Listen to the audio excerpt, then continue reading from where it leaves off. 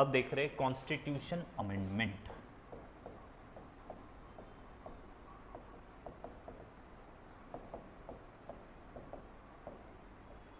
Amendment, ठीक है जी, constitution amendment. What is constitution amendment?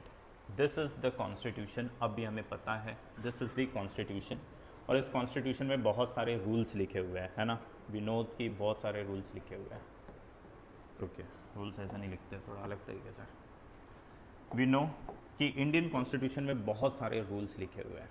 आपको पता है ये जो रूल्स है मतलब आर्टिकल्स हैं। Imagine there are some of the thing mention जिसको आप कभी भी, है ना कभी पास्ट में हुआ ना भी फ्यूचर में, आप कभी भी उसमें चेंजेस नहीं कर सकते। उन प्रोविजंस को, उन आर्टिकल्स को बेसिक स्ट्रक्चर कहा जाता है, ठीक है, बेसिक स्ट्रक्चर। इंडियन कॉन्स्टिट्यूशन में बहुत सारे आर्टिकल्स हैं, उसमें से कुछ ऐसे आर्टिकल्स है या कुछ ऐसे चीज़ है जिसको आप कभी भी चेंज नहीं कर सकते। Never, no amendment. यहाँ अमेंडमेंट आप कर ही नहीं सकते। अमेंडमेंट का मतलब होता है चेंज। कॉन्स्टिट्यूशन में आप चेंजेस कर सकते हैं कि नहीं वो पढ़ा जाता है, उसी को अमेंडमेंट कहा जाता है, ठीक है। तो अगर ये कॉन्स्टिट्यूशन है, इस कॉन्स्टिट्यूशन में बहुत सारा चीज़ लिखा हुआ है। याद रखिएगा कुछ ऐसे चीज़ भी लिखे हुए हैं जिन्हें हम कभी भी हाथ नहीं लगा सकते, कभी भी आप चेंजेस नहीं कर सकते। नेवर, नो अमेंडमेंट, ठीक है। The provisions of the constitution which can never be changed, such type of provisions are called basic structure. Basic structure clear? अब रहिए, basic structures of the Indian constitution are subject to amendment by the parliament. True या false? False, क्योंकि it can not be amended by the parliament, ठीक है। अब basic structure को छोड़कर फिर कुछ दूसरे आर्टिकल्स आते हैं। ये अब यहाँ से जितना भी आएगा वो सब में आप चेंजेस कर सकते हैं। तो इसमें से कुछ ऐसे आर्टिकल्स हैं जिसको अमेंड किया जा सकता है, अमेंड किया जा सकता है, ठीक है। और अमेंड कौन करेगा? तो ओनली पार्लियामेंट, सिर्फ और सिर्फ पार्लियामेंट करती है। और पार्लियामेंट कैसे करती है? तो सिंपल मेजॉरिटी के द्वारा करती है। सिंपल मेजॉरिटी से एक बिल पास करेगी। पार्लियामेंट कुछ भी करेगी तो उसके लिए उसे बिल पास करना होता है। अगर यहाँ पर एक चेंज करना है, समझिए यहाँ पर एक फुल स्टॉप है, इस फुल स्टॉप को हटाना है, तो इवन दैट इज अमेंडमेंट, ठीक है। तो यहाँ पर एक प्रपोजल लाया जाएगा, उस प्रपोजल में लिखा रहेगा कि भाई लोग हम वहाँ से फुल स्टॉप को हटा देते हैं, ठीक है। अगर मेजॉरिटी ऑफ मेंबर्स लोगों ने कहा यस तो फिर हटा दिया जाएगा, अगर मेजॉरिटी ने बोला नो तो फिर नहीं हटाया जाएगा। Got it? So there are some of the provisions of the Indian Constitution which can be amended only by the Parliament by simple majority. ठीक है? Then there are some of the provisions of the Indian Constitution. Some क्या? ये जितने हैं ये सभी, right? These are the provisions of Indian Constitution जिसको amend करने के लिए स्पेशल प्रोसीजर है। एक सेकेंड रुक गया, अच्छे से इसको लिख के बता रहा हूँ। These are the provisions of Indian Constitution जिसके लिए, इसके ऊपर वाले के लिए सिंपल सब मेजॉरिटी चाहिए था। इन प्रोविजंस ऑफ इंडियन कॉन्स्टिट्यूशन को चेंज करने के लिए आपको एक स्पेशल प्रोसीजर फॉलो करना पड़ता है, कुछ खास प्रोसीजर। ऊपर के लिए कोई खास प्रोसीजर नहीं था, यहाँ पर स्पेशल प्रोसीजर आपको फॉलो करना पड़ेगा, प्रोसीजर, ठीक है। वो स्पेशल प्रोसीजर मेंशन है आर्टिकल नंबर 368 में, आर्टिकल 368। तो अब आर्टिकल 368 बोलता है कि these are some of the articles जिसको अमेंड किया जा सकता है, can be amended only by the parliament, by special majority. और ये स्पेशल मेजॉरिटी कहाँ पर मेंशन है? आर्टिकल 368 में। आर्टिकल 368 में क्लियरली मेंशन है कि वो मेजॉरिटी क्या है। अभी तक मैंने कहा था कि आधे लोग बोल देंगे येस तो हो जाएगा, लेकिन यहाँ पर अब आधे लोग नहीं, 70% लोग बोलो, 75% लोग बोलो तो ही होगा, वैसा है। That is called special majority, ठीक।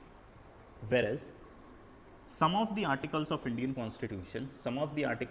कॉन्स्टिट्यूशन, इसको अमेंड किया जा सकता है for this parliament plus state legislature, दोनों की रिक्वायरमेंट है। Parliament will pass it with the special majority mentioned in article number 368 and state legislature will pass it with simple majority.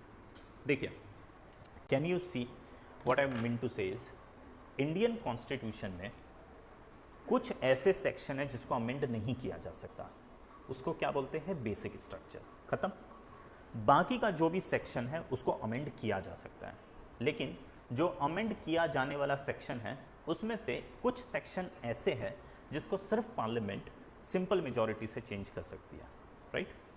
और बाकी के सेक्शंस के लिए एक स्पेशल प्रोसीजर को फॉलो करने की रिक्वायरमेंट है जो 368 में लिखा हुआ है, राइट।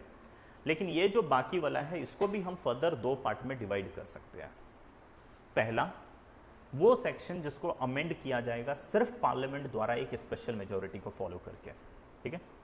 और दूसरा, वो सेक्शन जिसको अमेंड किया जाएगा पार्लियामेंट और स्टेट लेजिस्लेचर दोनों के इन्वॉल्वमेंट के साथ। पार्लियामेंट तो स्पेशल मेजॉरिटी फॉलो करेगी और स्टेट लेजिस्लेचर एक सिंपल मेजॉरिटी को फॉलो करती है, ठीक है, क्लियर। हाँ जी, these are some of the section, ये कुछ ऐसे सेक्शन है पार्लियामेंट कॉन्स्टिट्यूशन के जिसको अमेंड किया जा सकता है, दिस कैन बी अमेंडेड। ये अमेंड करने के लिए दो पार्टी की रिक्वायरमेंट है, parliament with a special majority, ये स्पेशल मेजॉरिटी को फॉलो करेगा, और स्टेट लेजिस्लेचर सिंपल मेजॉरिटी को फॉलो करेगा, ठीक है। अब वैसे आपको नहीं पता होगा लेकिन हमने ये मेजॉरिटी पहले कर लिया है, we are done with majority, ठीक है।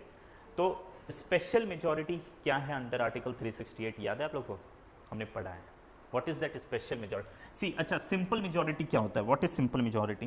When we say simple majority, ये क्या है? हाँ, 50% plus 1 of present and voting, है ना, ये वाला कैलकुलेशन डन। यहाँ पर भी बिकॉज सिंपल मेजॉरिटी लिखा हुआ है, इसका मतलब क्या है? ये 50% plus 1 of present and voting, clear. और स्पेशल मेजॉरिटी क्या है? इफ़ यू रिमेंबर, हमने स्पेशल मेजॉरिटी का 3 हिस्सा बनाया था, उसमें से वो जो बीच वाला था वो 368 से रिलेटेड था, ठीक है। और वो क्या था? तो इट सेज क्या है ये special majority? This was 2/3 of present and voting plus absolute majority.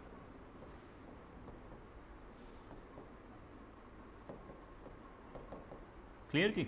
This is the majority called special majority. ये पार्लियामेंट को फॉलो करना पड़ता है, यहाँ पर भी पार्लियामेंट को सेम मेजॉरिटी को फॉलो करना पड़ता है, ठीक है जी, गॉट इट। ये है तरीका how the parliament passes the bill, right.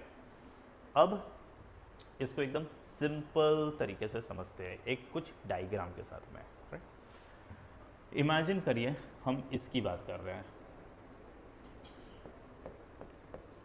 Amendment by parliament. अभी फिलहाल we are talking about the amendment bye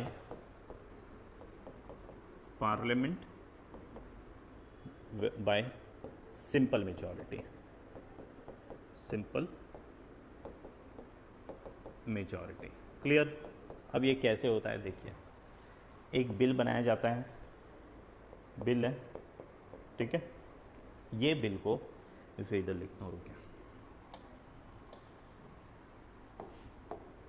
एक बिल बनाया जाता है, right, there is a bill. इस बिल को लोकसभा या राज्यसभा किसी भी हाउस में पेश किया जा सकता है, लोकसभा या राज्यसभा किसी भी हाउस में पेश किया जाएगा, ठीक है। पार्लियामेंट इसे सिंपल मेजॉरिटी से पास करेगी, तो लोकसभा इसे सिंपल मेजॉरिटी से पास करेगा, फिर राज्यसभा के पास जाएगा, दे will pass it with simple majority, या फिर पहले राज्यसभा में था फिर लोकसभा में आया, so they will pass it with simple majority, ठीक है। Now is there a provision of joint sitting? बताइए, जॉइंट सिटिंग होगा कि नहीं अगर दोनों हाउस ने पास नहीं किया तो? ऐसे कैसे हो जाएगा? Because it is a constitution amendment bill, no joint sitting. Always remember, constitution amendment bill में कभी भी जॉइंट सिटिंग नहीं होगा, there is no joint sitting, ठीक है, क्योंकि it is a constitution amendment bill. अभी हम ये पूरी कथा कहानी कॉन्स्टिट्यूशन अमेंडमेंट बिल की ही बात करें। कॉन्स्टिट्यूशन अमेंडमेंट बिल 3 तरीके का हो सकता है, एक ये, एक ये, एक ये, ठीक है। So there is no joint sitting, क्यों? Because it is a constitution amendment bill. अब अगर ये दोनों हाउस से पास हो जाता है तब बिल किसके पास जाएगा? प्रेसिडेंट के पास में, ठीक है जी। और प्रेसिडेंट एसेंट देंगे। बताइए, वीटो लगा सकते हैं कि नहीं? नो वीटो, ये वीटो का ऑप्शन ही नहीं होता है। क्यों नहीं होता है? Because it is a constitution amendment bill, ठीक है। और जैसे इन्होंने वीटो दे दिया, साइन दे दिया, ये एक्ट बनेगा और कॉन्स्टिट्यूशन में जहाँ जो वो बिंदु बिंदु हटाना है वो हट जाएगा, ठीक है जी। This is the process. अब सवाल आता है कि ये कौन कौन से सिचुएशन में हम इस तरीके से बिल को पास करते हैं। इंडियन कॉन्स्टिट्यूशन का कौन कौन सा आर्टिकल इस पीले पट्टी में फॉल करता है, राइट। तो इसमें फॉल करता है bill related to article number 2 of Indian constitution. इसमें फॉल करता है आर्टिकल नंबर 3 से रिलेटेड बिल। इसमें फॉल करता है 2 और 3 तो आपको समझ में आ गया क्या है। इसमें फॉल करता है जब कभी भी आपको चेंज करना होगा शेड्यूल नंबर 2 में, शेड्यूल 2 ऑफ इंडियन कॉन्स्टिट्यूशन। मैं फ्यूचर में आपको शेड्यूल्स डिटेल में बताऊंगा, तब ये बता दूंगा क्या है, ठीक है। इसके अलावा जब कभी भी आपको शेड्यूल नंबर 5 में कुछ चेंजेस करना है, शेड्यूल नंबर 6 में कुछ चेंजेस करना है, तो वो सारे लोग इस पीले पट्टी में फॉल करते हैं। पीले पट्टी में फॉल करने का मतलब है it is done by the parliament by simple majority, ठीक है। देन आर्टिकल नंबर 169 से रिलेटेड अगर कुछ भी है, 169 बेसिकली किसी भी स्टेट में विधान परिषद बनाना है या हटाना है उससे रिलेटेड है, लेजिस्लेटिव काउंसिल, ठीक है। देन इसके अलावा अगर हमें जजेस लोगों को, सुप्रीम कोर्ट में जजेस की संख्या इंप्रूव करने के लिए उसमें कुछ अमेंडमेंट करना है, और भी ऐसे बहुत सारे, जैसे एक पॉइंट जज होता है बेसिकली जो एक टेम्पररी जज के टाइप का होता है, उसमें अगर कुछ चेंजेस करना है, इलेक्शन ऑफ पार्लियामेंट में, इलेक्शन ऑफ स्टेट लेजिस्लेचर, है ना, इलेक्शन ऑफ पार्लियामेंट और स्टेट लेजिस्लेचर, ये सब में एक्सेट्रा। एक्सेट्रा का मतलब अब लक्ष्मीकांत में सब आगे का पढ़ लीजिए, ठीक है। और भी बहुत है। अच्छा, लेकिन ये आपको याद करना पड़ेगा। रिमेंबर, एग्जाम में आपसे पूछता है कि which of the following provisions of the Indian constitution need to be passed, मतलब can be amended by the parliament by simple majority. Question का हेडिंग ये था, 4 ऑप्शन में यही सब 4 दे देगा और बोलेगा फाइंड करिए राइट और रॉन्ग। तो ये इसका लिस्ट आप नोट्स में लिख कर रखिएगा, ठीक है। प्लस एक्सेट्रा, एक्सेट्रा का मतलब है वहाँ से देखकर अब इसको कंटिन्यू कर लीजिए, ठीक है। बट ये लिखिएगा ज़रूर क्योंकि ये एग्जाम में पूछेगा, इसलिए एक्सेट्रा एक्सेट्रा, ठीक है जी, है ना। ये वाला एक तरीका clear. We are done with the first thing, how the press bill can be passed, clear. इसके अलावा अब आते हैं वो वाला प्रोसीजर जो 368 में दिया हुआ है, ठीक है। अब इसमें आता है, हेडिंग दे देते हैं अमेंडमेंट बाय पार्लियामेंट या अमेंडमेंट बाय प्रोसीजर इन 368।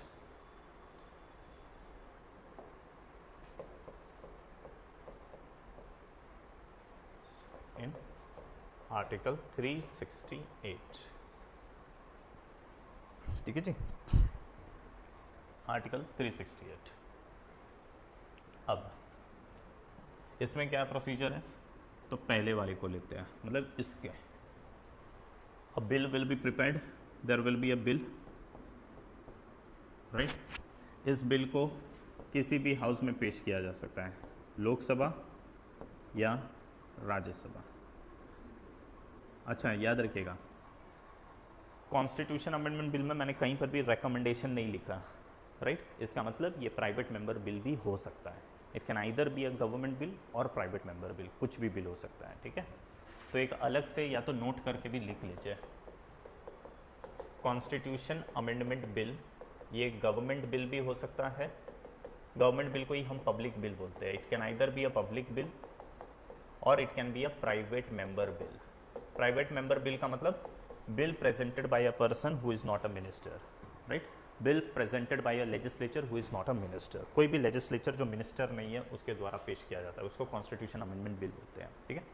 एक और नोट लिखिए, कॉन्स्टिट्यूशन अमेंडमेंट बिल के केस में जॉइंट सिटिंग होती है कि नहीं, no joint sitting, never ever joint sitting, ठीक है। Then third, constitution amendment bill के केस में नो वीटो, वीटो का कोई चक्कर ही नहीं है। ये किसने किया, 24th कॉन्स्टिट्यूशन अमेंडमेंट एक्ट के through in the year 1971 parliament ने कर दिया कि भैया कोई ये चक्कर ही नहीं होगा, नो चक्कर ऑफ वीटो, ठीक है। There is no concept of veto in case of constitution amendment bill, ठीक है। अब आते हैं आगे, आगे क्या है, ये वाला बिल की बात कर रहे हैं, कॉन्स्टिट्यूशन अमेंडमेंट बिल था, this is constitution amendment bill, ठीक है। The bill can be presented in either house of the parliament, Lok Sabha या राज्यसभा, किसी भी हाउस में, ठीक है। ये कौन सी मेजॉरिटी से पास की जाएगी? Special majority. Lok Sabha special majority से पास करेगा। क्या है स्पेशल मेजॉरिटी आप लोग को पता है, ठीक है। फिर ये राज्यसभा में जाएगा, राज्यसभा भी इसको स्पेशल मेजॉरिटी से पास कर देगा। या तो पहले राज्यसभा में पास हुआ फिर लोकसभा में आया, राइट, कुछ भी हो सकता है। बताइए, is there a concept of joint sitting? No joint sitting, joint sitting नहीं होती है। Reason, because it is a constitution amendment bill. जब दोनों जगह से पास हो जाएगा तो ये बिल जाता है हमारे प्रेसिडेंट के पास, ठीक है। प्रेसिडेंट साहब क्या करेंगे? तो उन्हें मैंडेटरी है कि असेंट देना ही पड़ेगा, ठीक है, और उनके असेंट देने के बाद ये एक्ट बन जाएगा, राइट। ये 24th कॉन्स्टिट्यूशन अमेंडमेंट एक्ट ने ये मैंडेटरी किया था इनके लिए, that you have to give the sign, no other option, right. ये दोनों ऑलमोस्ट सिमिलर ही दिखता है, बस सिर्फ मेजॉरिटी का फर्क हो चुका है, राइट। हाँ जी, ये सिंपल है, वो स्पेशल है। और स्पेशल मेजॉरिटी कौन सा? जो 368 में मेंशन्ड है, और वो क्या है? 2/3 of present and voting plus absolute majority. हाँ जी, इसको कोई भी इंट्रोड्यूस कर सकता है। This bill can be introduced by anyone, by private member. Private member मतलब कोई भी ऐसा एमपी जो मंत्री नहीं है, एग्जैक्टली, है ना। और गवर्नमेंट बिल मतलब जो गवर्नमेंट का मंत्री इंट्रोड्यूस करता है, ठीक है जी। वेरी सिंपल, हो गया, डन। अब आएंगे 368 में दूसरा। 368 में देखिए, 368 में 2 प्रोसीजर मेंशन्ड है, और एक सिंपल तो ये अलग है ना। तो 368 में एक और प्रोसीजर है। वो एक और प्रोसीजर क्या है वो देखिए। यहाँ थोड़ा जगह की जरूरत है, जगह का कमी है।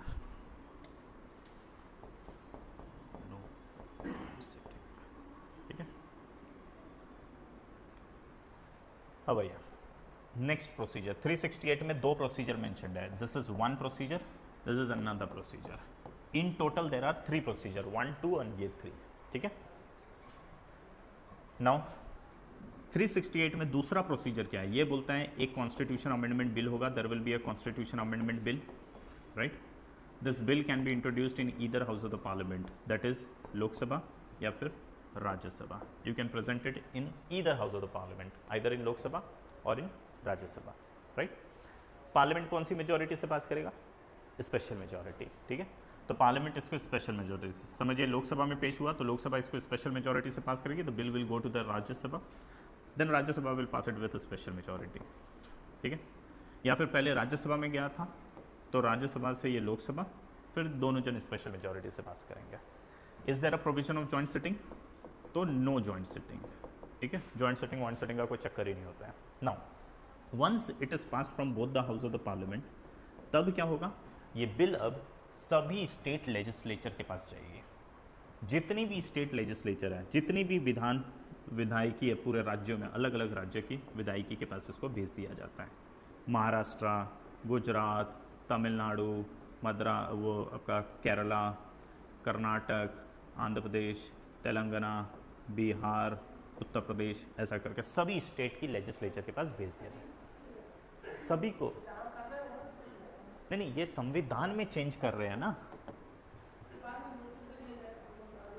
नहीं, देखिए क्या है, देश का संविधान है, उसी संविधान से राज्य भी चल रहा है, उसी संविधान से राष्ट्र भी चल रहा है, मतलब country as well as state है। तो अगर उस प्रोविजन में हम चेंज करेंगे ना, तो सेंटर भी इफेक्टेड होगा और स्टेट भी इफेक्टेड होगा। और स्टेट जब मैं बोल रहा हूँ तो सभी स्टेट इफेक्टेड हो सकते हैं ना, महाराष्ट्र, गुजरात, सबके लिए तो वही संविधान है। तो कहा गया है कि अगर उसमें, क्योंकि उससे दोनों ही लोग इफेक्टेड होंगे, तो दोनों ही लोगों से परमिशन लेना पड़ेगा। तो सेंटर का परमिशन तो आ गया, अब स्टेट का, अब कौन सा स्टेट? सभी स्टेट तो इफेक्टेड होंगे, तो सबसे तो हमें परमिशन लेना पड़ेगा, है ना। तो इसके लिए सारे स्टेट, कोई एक स्टेट का तो मामला नहीं है ना। संविधान में जब आप चेंज कर रहे हो तो किसी एक स्टेट से रिलेटेड मैटर तो है नहीं। व्हाट इट, देखिए यहाँ पर लिखा था, मैं जस्ट एक सिंपल एग्जांपल बता रहा हूँ। यहाँ पर लिखा था कि स्टेट्स के चीफ मिनिस्टर लोगों का पावर कम कर दिया जाएगा। जस्ट इमेजिन करिए, अब ये कौन से स्टेट का चीफ मिनिस्टर? महाराष्ट्र, गुजरात, पंजाब, कहाँ का? सबका ही होगा, है ना। तो संविधान के इस आर्टिकल में जब आप चेंज करेंगे तो सभी स्टेट इंपैक्ट हो रहा है, तो इसके लिए सबके पास भेजा जाता है कि भाई आप लोग सब लोग अप्रूवल भेजो, ठीक है जी, ऐसा है। तो सभी स्टेट के पास चल गया। अब ये स्टेट लोगों का काम है इस बिल को रेटिफाई करना, रेटिफाई का मतलब होता है सिंपल मेजॉरिटी से पास करना। ये सिंपल मेजॉरिटी से पास करने को ही कहा जाता है रेटिफाई करना, रेटिफाई करना, ठीक है जी, रेटिफाई, TIFY, ठीक है जी, रेटिफाई करना। इसका मतलब होता है सिंपल मेजॉरिटी से पास करना। तो अब क्या होगा, ये राज्य सिंपल मेजॉरिटी से पास करेगी, फिर ये भी सिंपल मेजॉरिटी से पास, ये भी सिंपल मेजॉरिटी से पास, ये भी सिंपल मेजॉरिटी से पास, एक एक करके सब लोग पास कर रहे हैं। क्या जब तक पूरे स्टेट लेजिस्लेचर पास नहीं करेगी तब तक हम रुकेंगे? नहीं, हमें ज़रूरत है कम से कम 50% से ज़्यादा स्टेट लेजिस्लेचर पास करनी चाहिए। जैसे 50% ऑफ स्टेट लेजिस्लेचर ने पास कर दिया है, एटलीस्ट 50%, ठीक है, एटलीस्ट 50% ऑफ स्टेट लेजिस्लेचर इसको पास करनी चाहिए। अगर जैसे 50% ऑफ स्टेट लेजिस्लेचर ने इसको पास किया, अब ये बिल जाएगा प्रेसिडेंट के पास। देखिए ये और ये दोनों प्रोसेस सेम है, बस सिर्फ है कि इसमें एक नया लाइन जुड़ गया है। यहाँ पर था, इसके बाद डायरेक्ट प्रेसिडेंट के पास जा रहा था, यहाँ पर बीच में एक नया लाइन आया, उसके बाद प्रेसिडेंट के पास जा रहा है, ठीक है। अब प्रेसिडेंट भाई साहब को सिर्फ और सिर्फ असेंट देना पड़ेगा, he can not exercise veto, और एसेंट देने के साथ ही ये एक्ट हो गया। और ये एसेंट देना मैंडेटरी किसने किया था? 24th constitution amendment act of 1971, ठीक है जी, 1971 है ना जी, डन। इसमें क्या क्या फॉल करता है हमने कुछ एग्जाम्पल देख लिया, इस पीले पट्टी में कौन कौन फॉल करता है, कुछ एग्जाम्पल देखा, कुछ और है वो आप लोग को नोट डाउन आप लोग कर लीजिएगा, ठीक है। इसमें तो कोई, इसमें कॉन्स्टिट्यूशन है ना, बेसिक स्ट्रक्चर, हम उसको भी आगे डिस्कस करेंगे कि क्या क्या बेसिक स्ट्रक्चर है। जैसे प्रियम्बल में लिखा हुआ है we are sovereign, that is basic structure, secular basic structure, rule of law basic structure, right, democratic basic structure, ऐसा है कुछ कुछ चीज़ें जो बेसिक स्ट्रक्चर है। इसका भी एक लिस्ट है जो लक्ष्मीकांत में दिया हुआ है, मैं आपको वैसे वो लिखवा भी दूंगा, बट अदरवाइज उतना बड़ा लिस्ट आपको याद नहीं होगा वो। हाँ उसमें ना पूरा प्रियम्बल बेसिक स्ट्रक्चर नहीं है, बेसिक स्ट्रक्चर में आज कुछ अमेंडमेंट ही नहीं कर सकते हैं। अमेंडमेंट जनरली क्या होता है कि पॉजिटिव अमेंडमेंट का मतलब होता है जहां पर आप सुधार के लिए कुछ कर रहे हैं, अलाउ किया जाएगा। नेगेटिव अमेंडमेंट ऑब्वियसली उसको स्ट्राइक डाउन ही कर दिया जाएगा। अमेंडमेंट मतलब सिंपल होता है चेंजेस ही करना। बेसिक स्ट्रक्चर में आप कुछ भी चेंजेस नहीं कर सकते। अब पूरा प्रियम्बल बेसिक स्ट्रक्चर नहीं है, प्रियम्बल में लिखे हुए कुछ शब्द बेसिक स्ट्रक्चर है, लाइक सॉवरिन। आप प्रियम्बल में से सॉवरिन शब्द को हटा नहीं सकते और उसमें कुछ छेड़छाड़ नहीं कर सकते, वो जैसा है वैसा का वैसा ही रहेगा। सेकुलर, क्या पार्लियामेंट उसमें से सेकुलर हटाकर कुछ और कम्युनल लिख सकती है? नहीं, क्योंकि सेकुलर वो शब्द जो है वो बेसिक स्ट्रक्चर है, ठीक है। तो पूरा preamble is not a basic structure, but उसमें मेंशन हुआ कुछ शब्द है, दोज आर बेसिक स्ट्रक्चर, ठीक है। तो जो भी इस लाल पट्टी पे फॉल करेगा यानी बेसिक स्ट्रक्चर है, उसमें चेंजेस नहीं किया जाएगा। जो पीला पट्टी पे फॉल करता है उसमें चेंजेस किया जा सकता है सिंपल मेजॉरिटी द्वारा। और इसमें कौन कौन से आर्टिकल्स फॉल करते हैं? तो these are the articles which fall on this पीला पट्टी, ठीक है। और इसमें और भी कुछ लिस्ट है, वो अब आपको लिखना है, राइट। इस वाइट पे और ग्रीन पे कौन फॉल करता है? इसको ग्रीन कर देते हैं ताकि अपने को और आराम से समझ में आएगा, ठीक है। ग्रीन पट्टी पे कौन सा फॉल करता है वो लिखिए, मतलब those article which can be amended by the parliament plus with the ratification of state legislature। इसके एग्जाम्पल्स क्या क्या है? इसके एग्जाम्पल्स क्या क्या है वो लिखिए, आर्टिकल वाइज ही एक एक लिख लीजिए, छोटा ही है, ज़्यादा नहीं है। इस कैटेगरी में फॉल करता है, जैसे for example we have, you can say article number 54, article number 55, ये किससे रिलेटेड है? Election of president, right. Election of president में अगर आपको कुछ भी चेंजेस करना है, अच्छा इसमें आपको सिटीजनशिप भी आ जाता है, आप जब पढ़ेंगे तो मालूम पड़ेगा। सिटीजनशिप से रिलेटेड, सिटीजनशिप कैसे एक्वायर किया जाएगा, सिटीजनशिप को कैसे टर्मिनेट किया जाएगा, वो सब से रिलेटेड अगर कुछ भी चेंजेस करना है तो वो इस कैटेगरी में फॉल करता है। वो आप लिस्ट जब पढ़ेंगे तो you will get to know everything, ठीक है। बाय द वे ये वाला कैटेगरी में we are talking about third category, जिसमें पार्लियामेंट प्लस स्टेट दोनों की रिक्वायरमेंट है, ठीक है। आर्टिकल 54, आर्टिकल 55 ये किससे रिलेटेड है? इलेक्शन ऑफ प्रेसिडेंट से, ठीक है। Then you have article number 73, article 73 किससे रिलेटेड है? Extension of the power of the इससे of extension of the power of union, union के पावर को जब आप एक्सटेंड करते हैं उससे रिलेटेड है, ठीक है। Then you have article 162, article 162 किससे है? स्टेट के पावर को एक्सटेंड करने से related, extension of the power of state, ठीक है। ये यूनियन के पावर को एक्सटेंड करने से रिलेटेड है। These are related to election of president, ठीक है जी।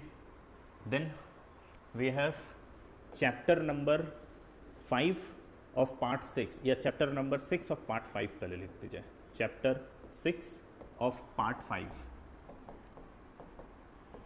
This is related to supreme court. Chapter number 5 of part 6, this is related to high court, ठीक है। Then you have chapter number 1 of part number 11, state के power के extension से रिलेटेड, executive power, ये देखिए इसको और अच्छे से लिख लीजिए, स्टेट का extension of executive power of state,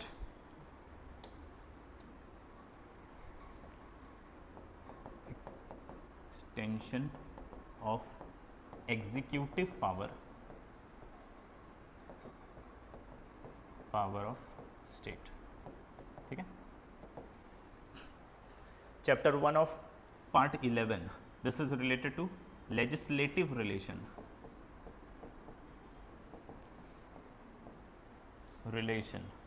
between centre and state, ठीक है। Then article number 368 itself, even article 368 में कुछ चेंज करना है तो आर्टिकल 368 में दिया हुआ प्रोसीजर को ही फॉलो करना है, ठीक है। सो ये है कुछ मेजरली यही है, एक आध कुछ और होगा। बेयर एक्ट एक मिनट निकालिए तो,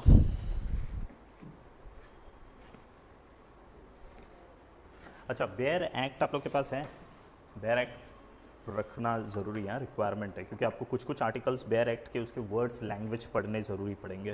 फ्यूचर में हम जैसे जैसे आगे बढ़ेंगे then I will tell you कि वो कौन कौन सा आर्टिकल्स आपको बेयर एक्ट से पढ़ना है, ठीक है।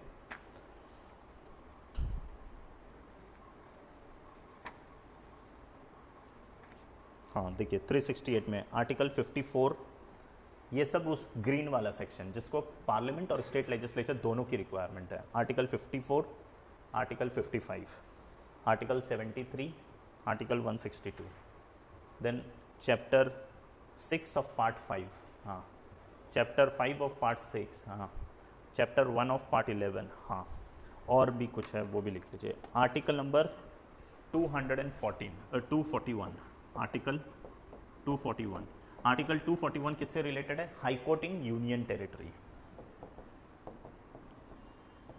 In union territory. ये भी आर्टिकल में कुछ चेंजेस करना है तो आपको प्रेसिडेंट, पार्लियामेंट प्लस स्टेट दोनों की रिक्वायरमेंट होगी, ठीक है। देन सेम आर्टिकल, वो तो हो गया। Schedule number 7, schedule 7 of Indian constitution, इसमें अगर कुछ चेंज करना है तो अगेन आपको इसी प्रोसीजर को फॉलो करना पड़ेगा। एंड देन लास्ट है representation of state in parliament.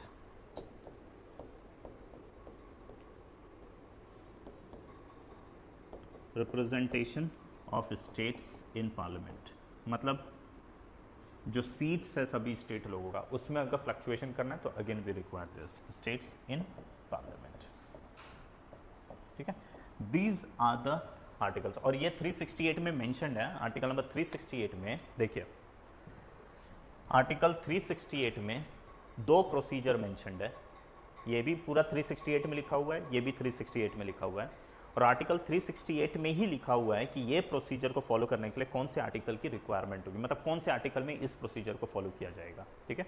So article 368 में इन सारे आर्टिकल्स का और चैप्टर्स का नाम लिखा हुआ है। These are the thing which require this procedure, this particular procedure. इसका आपको वो लक्ष्मीकांत में कुछ लिस्ट मिल जाएगा, ठीक है, और 5-6 है उसको आपको पढ़ लेना है। इसके लिए कुछ पढ़ा नहीं जाता है, ये वाले को और लाल वाले को छोड़कर सब इसी में फॉल करता है। बहुत ज़्यादा बड़ा लिस्ट यही है, तो इसको पढ़ा नहीं जाता है। You just need to read this, you need to read this. Basic structure आपको समय के साथ पता ही चल जाएगा कि waterfall is the basic structure, then all other thing required this particular procedure. ठीक है जी, क्लियर। अब जहां पर एक पार्टी अमेंड करेगा वहां पर बोलेंगे दोज आर फ्लेक्सिबल सेक्शन। जहां पर दो पार्टी आ रहा है उसको बोलेंगे रिजिड सेक्शन। आपको ये रफ डायग्राम देख के क्या लगता है? जहां पर एक पार्टी है फ्लेक्सिबल, जहां पर दो पार्टी है रिजिड। ये बताइए ये फ्लेक्सिबल है या रिजिड? फ्लेक्सिबल। ये वाला सेक्शन फ्लेक्सिबल या रिजिड? फ्लेक्सिबल। एक ही पार्टी है ना, स्पेशल छोड़ दीजिए, बात करिए सिर्फ एक पार्टी या दो पार्टी के हिसाब से, ठीक है? तो और आसान हो जाएगा समझने में, ठीक है? तो फ्लेक्सिबल। फिर देन ये वाले के लिए फ्लेक्सिबल है या रिजिड? रिजिड हो गया, ठीक है? अब बताइए इंडियन कॉन्स्टिट्यूशन में जो अमेंडमेंट होता है ज़्यादा फ्लेक्सिबल पार्ट है या ज़्यादा रिजिड पार्ट है? ज़्यादा फ्लेक्सिबल। इसीलिए इंडियन कॉन्स्टिट्यूशन को कहा जाता है it is more flexible and less rigid. ठीक है जी, वो स्टेटमेंट भी लिख लीजिएगा।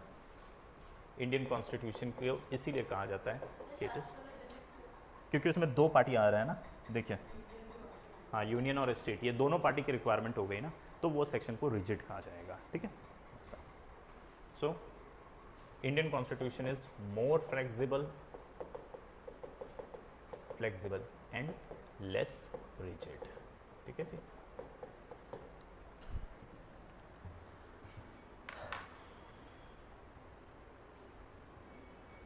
ठीक है,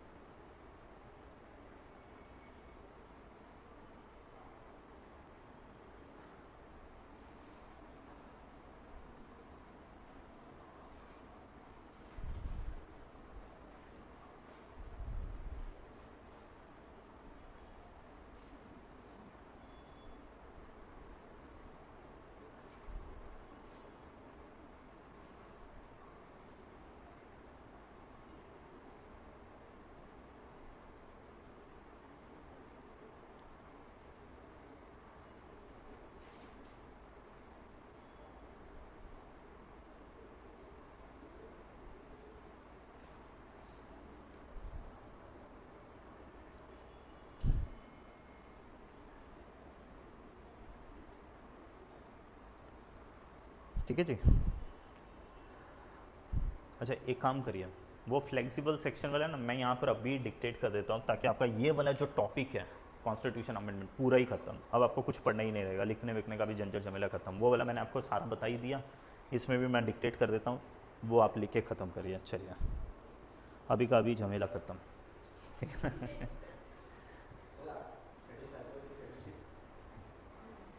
कहाँ पर? शेड्यूल 5 बाद में शेड्यूल 6, या शेड्यूल 5 शेड्यूल 6, ठीक है? इस कैटेगरी में और लिखिए, मैं अभी बोल के आपको लिखवा के कंप्लीट कर देता हूँ। ठीक है, एडमिशन ऑफ ये आर्टिकल 2 हमने लिख दिया, आर्टिकल 3 भी लिख दिया, वो आर्टिकल 169 भी लिख दिया, सेकेंड शेड्यूल भी हमने लिख ही लिया है। देन राइट, सेकेंड शेड्यूल में ही वैसे ये सारा चीज़ फॉलो भी करता है। अलग से स्टेटमेंट लिख लीजिए, अलाउंस ये यहाँ इसी में अब आगे आगे लिख रहे हैं, और एग्जाम्पल जो इस कैटेगरी में फॉल करता है लिखिए। Allowance, privileges, allowance,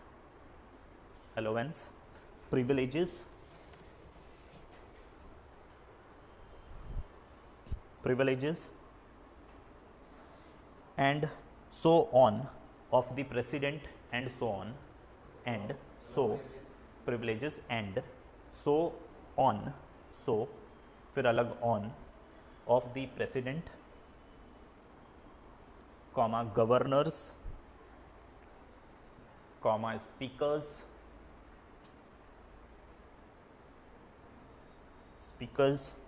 comma judge, etc. ठीक है? नेक्स्ट एग्जाम्पल, मतलब ये अभी एक एक पॉइंट करके लिखते जाइएगा जो इस कैटेगरी में फॉल करता है। Quorum in parliament, QUORUM, QUORUM, CORUM, quorum in parliament. Quorum का मतलब होता है बेसिकली पार्लियामेंट चलने के लिए मिनिमम जितने मेंबर्स की रिक्वायरमेंट है, ये है कितना नंबर आपको पता है? 1/10 है, ठीक है जी। तो अगर इसको 1/10 से हटाकर 1/5 रखना है या कुछ भी ऐसा रखना है, अगर चेंज करना होगा तो उसके लिए क्या रिक्वायरमेंट है? आपको अमेंडमेंट करना है, और वो अमेंडमेंट इस कैटेगरी में फॉल करता है, ठीक है। देन वैसे हम कोरम इन पार्लियामेंट को पार्लियामेंट वाले टॉपिक में डिटेल में पढ़ेंगे, ठीक है। Then next, salary and allowance of the member of parliament. Salary and allowances of member of parliament.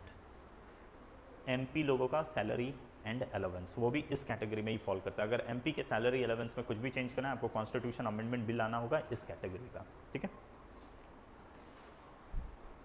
Then rules of procedure in parliament. Rules of procedure in parliament, parliament में rules and procedures को अगर change करना है तो भी again आपको इसी की रिक्वायरमेंट होगी, ठीक है।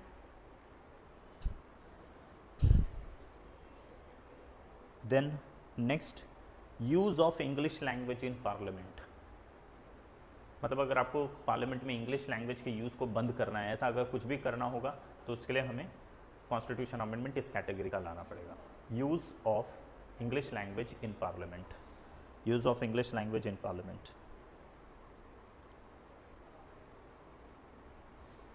ठीक है। Then privileges of the parliament and its member. Privileges of parliament, privileges of parliament and its member and its committees, उसकी कमिटीज लोगों का भी,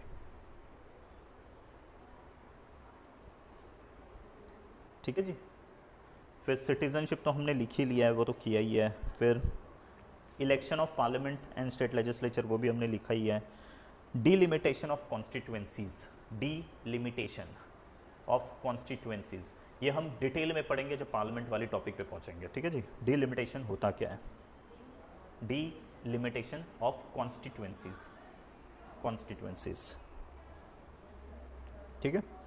5th शेड्यूल 6th शेड्यूल हमने लिख ही लिया है। एक सिर्फ लास्ट लिख लीजिए, यूनियन टेरिटरीज, यूटी, बस यूटी खत्म, बस। तो ये आपने एग्जाम्पल लिखा है which can be amended bye simple majority, वो आपने लिख ही लिया है। इसका कोई लिस्ट बनाना नहीं होता है, उसको छोड़ के जो भी फॉल करता है वो इसी कैटेगरी में फॉल करता है। एग्जाम में आपसे क्या पूछेगा? एग्जाम में कभी भी ये पूछता नहीं है, ये पूछने का कोई सर पैर ही नहीं होता है। अगर कभी पूछेगा तो ये पूछेगा, और इसमें भी जो हमने लिखा है ना मोटा मोटी चीज़ ये पूछता है जनरली, और otherwise they will be asking you ये वाला चीज़, इसके एग्जाम्पल्स, ठीक है। बस इसके साथ आपने एक टॉपिक खत्म कर लिया, that is constitution amendment. Laxmikanth में जैसे मैंने आपको कल भी कहा था, लक्ष्मीकांत में कॉन्स्टिट्यूशन अमेंडमेंट का एक टॉपिक ही है सेपरेट, ठीक है। अब आप वो वाला टॉपिक को रीड करिएगा, देखिए एक लाइन भी छूटा, कुछ ऐसा चीज़ है, कुछ नया है क्या, ऐसा कुछ नहीं होएगा, ठीक है। तो वो वाला आप गो थ्रू करिए, और फिर उसी टॉपिक के बाद में if there is any question answer तो क्वेश्चन आंसर को सॉल्व करिए, 100% you will be in a position to solve those thing, ठीक है जी।